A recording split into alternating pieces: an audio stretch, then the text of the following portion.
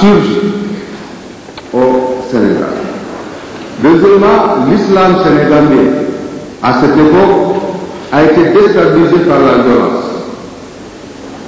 À cette époque-là, ces questionnements sur l'islam, la réforme prirent une tournure particulière en Sénégal. Les intentions et les visées coloniales ont vu une raison des sociétés indigènes, islamisées, certes depuis plusieurs années, mais fragilisées par la violence et le formalisme. Et lorsqu'on parle de formalisme, ici, il s'agit surtout du sectarisme. Cheikh Ahmadou Bamba avait en face de lui un ancrage élitiste des sciences coraniques dans un cadre patrimonial hégémonique.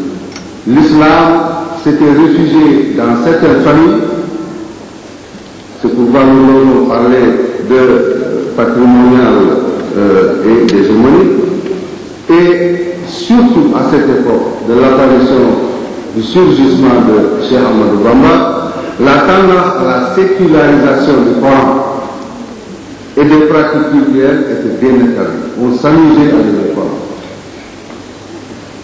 Et ce mouvement de folklorisation, donc de dessèchement vulgaire des éléments majeurs de la civilisation islamique, était une des problématiques qu'il fallait résoudre, et nous verrons plus loin comment Seydou Touba a proposé une solution à cela.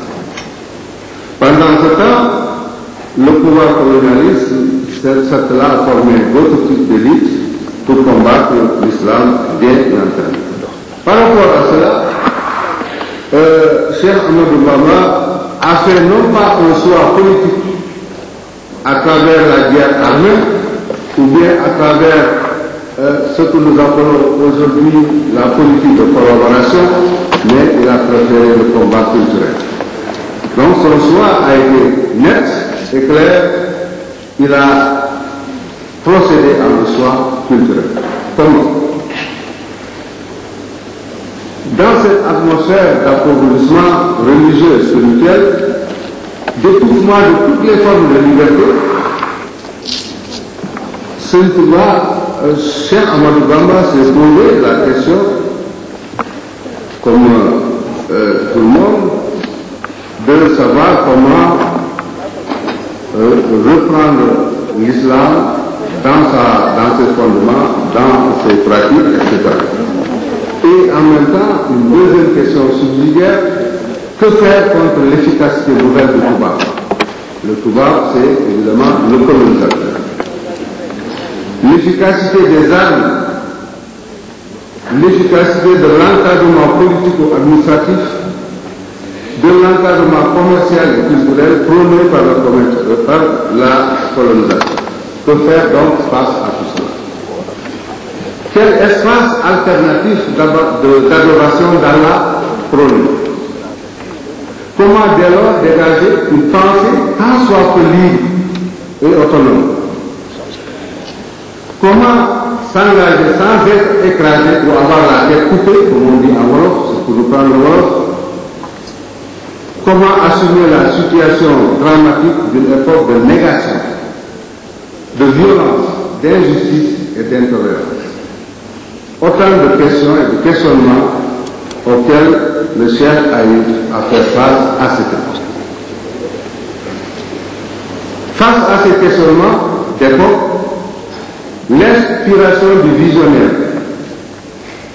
conduisit le maître bien-aimé au rejet de la solution politico-religieuse d'affrontement ou de collaboration et s'est engagé résolument dans le tasawwuf en vue non seulement de la réforme de l'islam, mais aussi en vue des transformations et des changements sociaux et culturels dans l'espace islamique plus particulièrement.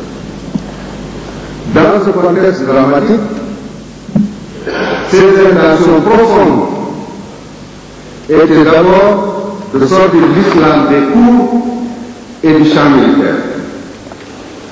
Ensuite, de ramener sur le champ spirituel la connaissance, le savoir-être, le savoir-vivre et le savoir-faire. Voilà le combat de Cheikh Ahmadou Bamba. Le réformateur était né face à ces questionnements et à leurs réponses. Et c'est pourquoi nous avons osé parler de surgissement de Cheikh Ahmadou Bamba, parce qu'il a surpris tout le monde, aussi bien les musulmans, aussi bien les familles religieuses et surtout les familles qui étaient engagées déjà dans la collaboration avec le nouveau pouvoir colonial. Il a surpris le pouvoir colonial même et il a surpris donc tout le monde.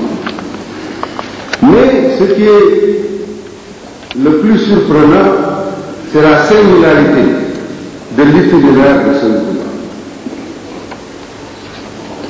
Il a opéré plusieurs villages qu'on a mal jugés. Il a opéré des ruptures qu'on a mal appréciées. Il a opéré une rectification en lui que beaucoup n'ont pas compris. Et il a réussi par l'effort personnel à la conjonction avec la lumière mohammedienne pendant cette période difficile. Par conséquent, Cheikh Ahmadou Bamba à cette époque déjà a lancé et s'est engagé résolument dans une aspiration à la transcendance, une aspiration à la vérité de la spiritualité et surtout s'est engagé dans le sacrifice rédempteur. Il s'était préparé dans une zone politiquement, socialement, culturellement, etc., actif. Et pendant cette période de violence, d'injustice, la porte de la Tawba, de la grande conversion venait de s'ouvrir. Et Cheikh Ahmadou Bamba s'est engouffré dans cette porte de la Tawba. Il laissant derrière lui une foi ébranlée. Le doute, l'exaltation du matériel, des personnalités politiques corrompues, des chefs religieux presque massivement réduits à tendre la main au pouvoir. Cette période pendant laquelle le colonialisme a pratiqué une politique de l'individu, de libération de l'individu, et politique autour de laquelle va se dessiner toute l'histoire de l'Afrique. Déjà dès 1884, Cheikh Ahmadou Bamba opéra le premier grand virage historique de son itinéraire.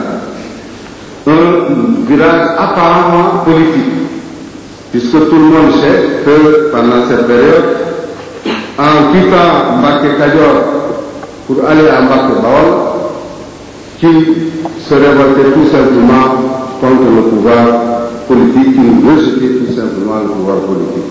Mais ce n'était qu'une illusion, parce que c'était un virage mystique.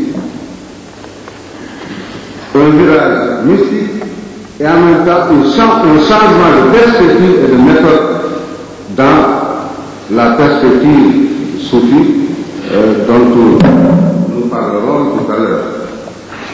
Par rapport à cet environnement, donc, Cheikh Ahmadou Bamba se singularisait en rompant avec les biens armés, en instaurant, en s'engageant davantage dans le soufisme. Et cette rupture mystique et méthodologique le conduira nécessairement à une autre rupture qui est d'ordre pédagogique. On verra tout à l'heure comment il a changé la pédagogie de l'islam au Sénégal. Il s'orientera totalement intégralement et intensivement vers une éducation totale. J'insiste bien sur ce mot, vers une éducation totale, intégrant le spirituel, le littéraire, le manuel, selon les objectifs et finalités de l'islam, donc sans jamais sortir du champ islamique. Déjà, donc, dès cette époque de ce premier virage, se dessinaient les fondements de l'humanisme mouride.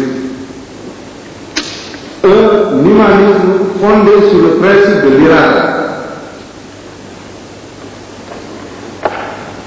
Un humanisme de la perfection et de la perfectibilité de l'homme, de son âme et de sa compréhension dynamique des réalités métaphysiques, religieuses et pratiques. De ce principe de lumière, l'irada,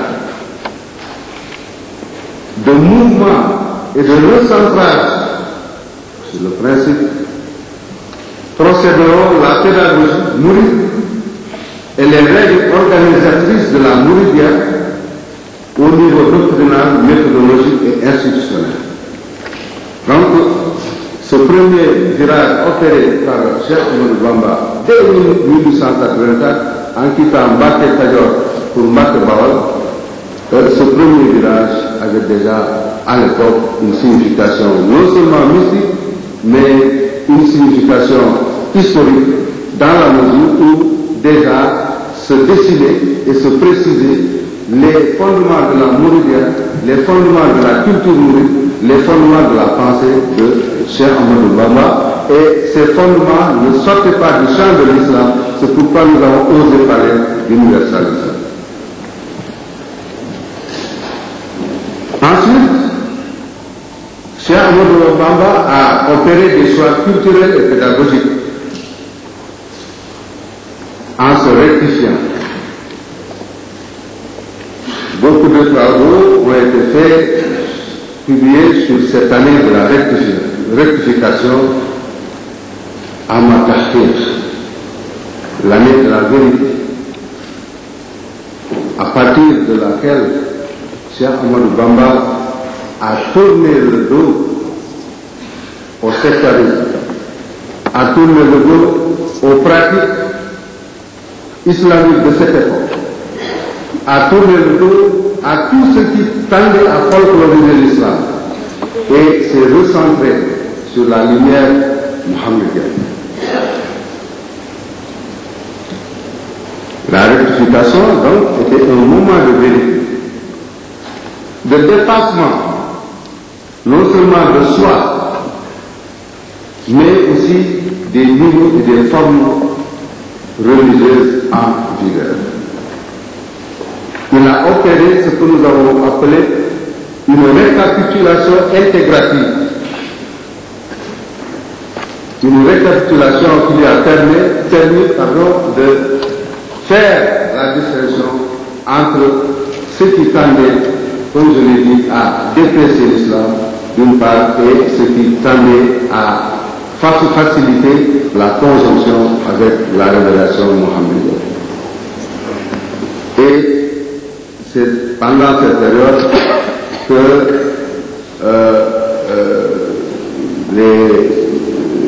comme le disent les spécialistes de la question, moi je suis un petit géographe qui tente de s'impousser dans ce domaine, n'est-ce pas, et cette période de la rectification a accéléré 2 ans à 3 ans après, c'est-à-dire en 1895, comme je l'ai dit, Ahmadiyya a accéléré le processus de la bay'a, c'est-à-dire de l'engagement définitif